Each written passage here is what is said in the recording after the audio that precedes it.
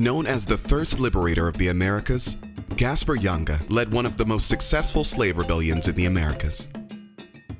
During the 16th century, sugar was the main crop in Veracruz. Yanga was among the many slaves brought over from West Africa and forced into working the Spanish sugar plantations in Mexico. Around 1570, he led a slave revolt and escaped with a group of followers into the mountainous terrain surrounding Veracruz. There, Yanga and his people formed a settlement which grew to some 550 people and eluded capture for nearly 30 years.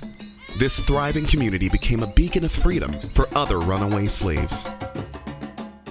Yanga and his people survived through agriculture and livestock. They also waged a campaign against Spanish colonial rule, raiding caravans that ran between Veracruz and Mexico City carrying goods, food, and other supplies.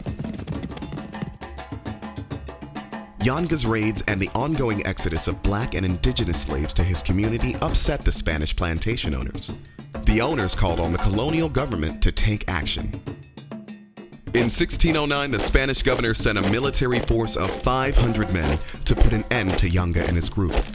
Opposing that force was Yanga's irregular army armed with firearms, machetes, bows and arrows, and even stones. When Yanga learned of the impending attack, he sent one of his Spanish prisoners to negotiate peace terms. The Spanish, however, had no interest in negotiation, and a brutal battle quickly ensued. Both sides suffered heavy casualties, but the Spanish governor was forced to respect Yanga's strength. Yanga and his survivors retreated higher up into the mountains, out of Spanish reach, and again flourished. After many failed negotiations and military actions, the Spanish opted to negotiate in 1618. Under a treaty, Spain granted freedom to Yanga and his followers in exchange for an end to raids on Spanish caravans. In addition, the former slaves were given land, and Yanga and his family were recognized as the rulers of the community.